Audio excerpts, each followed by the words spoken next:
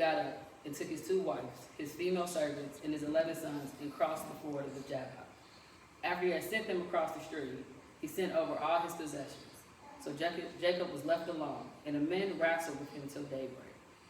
When the man saw that he could not overpower him, he touched the socket of Jacob's hip, so that his hip was wrenched as he wrestled with the man. Then the man said, "Let me go, for it's daybreak." But Jacob replied, "I will not let you go unless you bless me." The man asked him, "What is your name?" "Jacob," he answered. The man said, "Your name will no longer be Jacob, but Israel, because you have struggled with God and with humans and have overcome." Jacob said, "Please tell me your name." But he replied, "Why do you ask my name?" Then he blessed him there. So Jacob called the place Peniel, saying, "It is because I saw God face to face, and yet my life was spared." The sun rose above him as he passed Peniel, and he was limping because of his hip. Therefore, to this day, the Israelites do not eat the tendon attached to the socket of the hip, because the socket of Jacob's hip was touched near the tendon. So we're starting our story today, back in the life of one of our favorite characters, Jacob, who is the brother of Esau.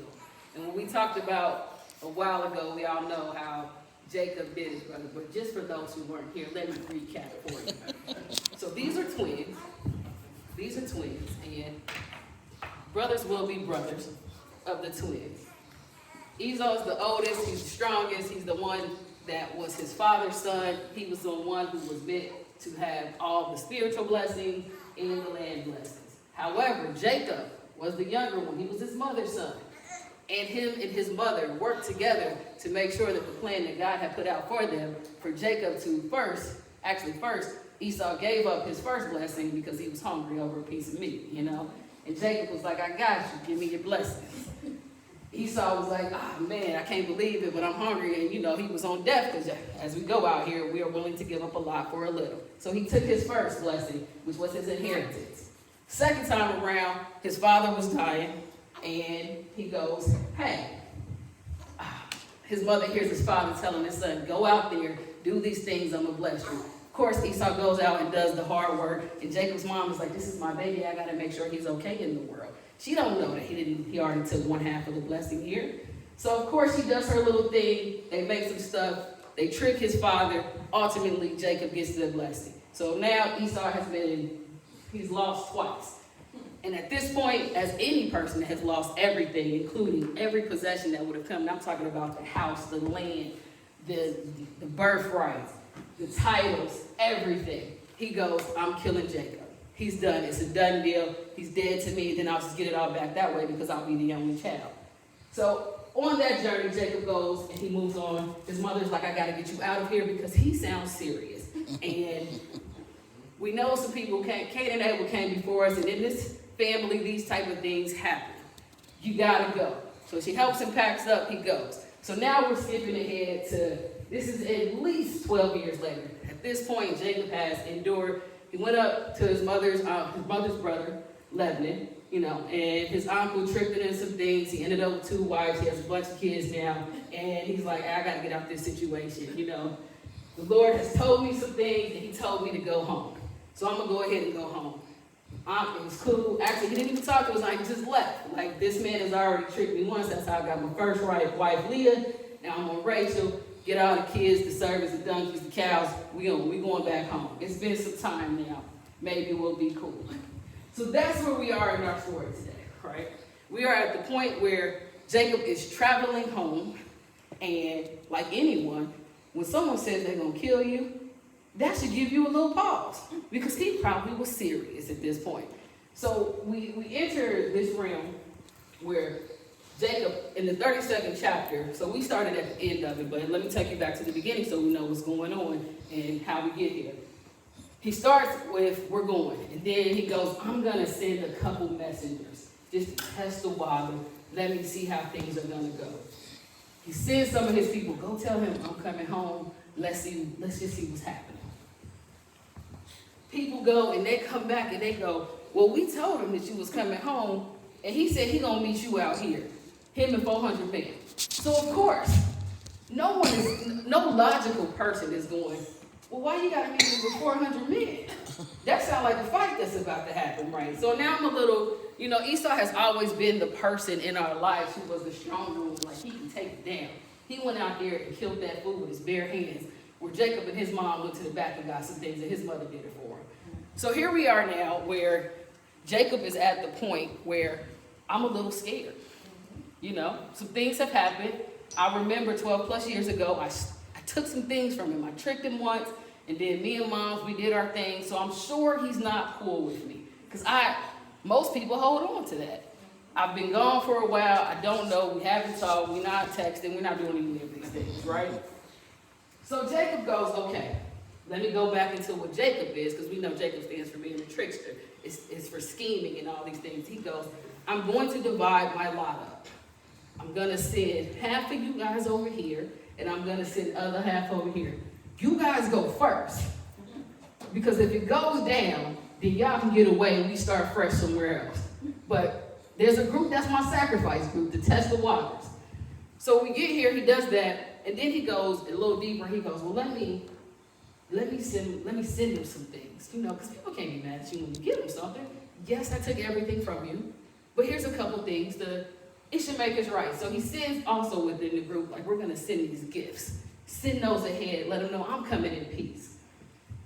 So we get to this point, and, first, I divided my crew. I sent some gifts. I feel like I'm doing everything I can do to show that I'm really trying to come home, because I was told to go home. And then he gets to that last moment where he goes, all right, my wife, so I'm going to send y'all across this little thing, because I need some alone time. Because I got to go talk to God again to see if this was really what he told me to do. So y'all go ahead and go, because tomorrow I know the way they traveling, they'll be here with us. So he sends them across. And now we're at the place where he is alone and he is in his prayer. And then in the middle of the verse there's a section where he goes to go, Lord, I just want to remind you. Because, sometimes you got to remind God what God told you he was going to do for you, just to make sure y'all still on the same page, right? And he's like, I just want to remind you that you said that you will protect me and to go home. But my brother is coming up here with 400 men, and it don't sound like the protection that you said was going to happen is really happening, because why is he coming with 400 men? He could have came with 40. He could have came by himself. He could have just let me get there. Help me understand. And I think this is one of those moments where it's so significant about what happened in that struggle, because we go through this ourselves all the time, right? So he's in prayer, he's doing this, and then you get this being that comes up, and we just gonna tussle a little bit, And Jacob being Jacob, like, I'm gonna hold my own. I got you. Let's go. Let's boom, boom, boom. We going. Because you got that little supernatural piece on you, because you're not just wrestling with a normal person, because you would have just pinned him and we would have moved on. This person's like, let me go ahead and hit that hip real quick.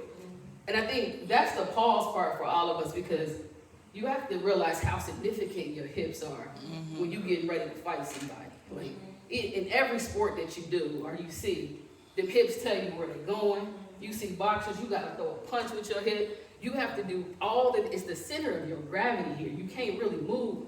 You can't even run away if that hip ain't good, right? So you have this moment where Jacob was going into his former situation with the mindset that he left it with I know I did wrong by that man. I did some things, they happened, and I'm trying to apologize in a way, but at the same time, I'm really trusting what I have to do versus what God told me to do. So to humble this man, the best way to do it is to make sure that you can't win this fight. I want you to know. You were going in with brass, and you were going on a journey because you were going to take what you knew.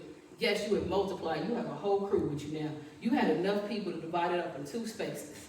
And you could fight. And we're going to see who's going to live at the end of this. You could have done that. But I want to make sure if you could win that type of battle, then you wouldn't need me. Like, what would be the point?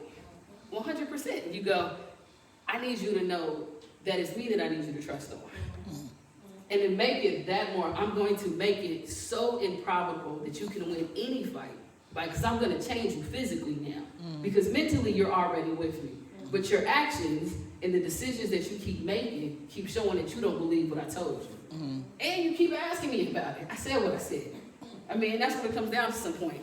So you see the limp that it comes with, it represents something different.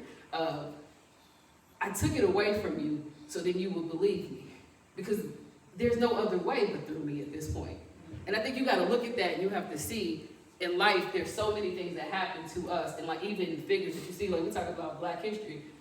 I was reading about Nelson Mandela, who was in prison for 20 plus, I think 27 years in South Africa because of similar things that they were doing over there. Like again, that whole piece, like I had to take something away from you to know that I was there. And I had to help you overcome it in a way that you knew, but for me, it wouldn't have happened. So you come back into this story and you go, okay, so now Jacob is back with the crew limping. And I saw you, well, when we left you, you were good. And you haven't been around Esau yet, so I don't even know what's going on here. And you get to the point where his brother finally meets them in the next chapter. And his brother, with all 400 men, is going, oh my gosh, I'm so happy to see you. This is great. I don't need any of these gifts. I'm just happy to see you at this point. That little beef we had, I'm over it now. I have multiplied, I have grown. So all the fears that internally that Jacob was going through himself were all manifested in him. Because again, God told him, go home. I told you I have you.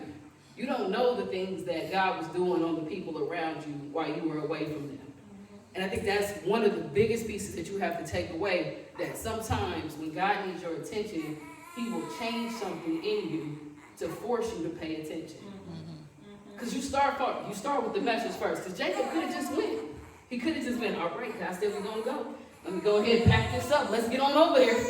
But no, he had to do all these other things that continued to show him that he was still in the mindset of where he was when he left that place versus where God brought him to when he was returning him back. So my message for you guys today, if you got nothing else from me, I always don't be like Jacob. That's always a catchphrase. Anytime you see Jacob's name pop up in the book, you should go, there's a message for me here to do opposite of what that man did. That's first. Second, first God will tell you to trust him and to do what he asked you to do. And when you don't listen, or when you doubt, or when you do these other things, things will change in your life to force you to know that, but you couldn't have done it but for God being there for you. You couldn't overcame it because physically you couldn't have done it. Mentally you couldn't have done it. Financially you couldn't have done it. It was, I had to put you in a place where you felt alone, scared, and broken for you to finally trust the word or the promise that I gave to you and that I put on your life. That's it for us today, guys.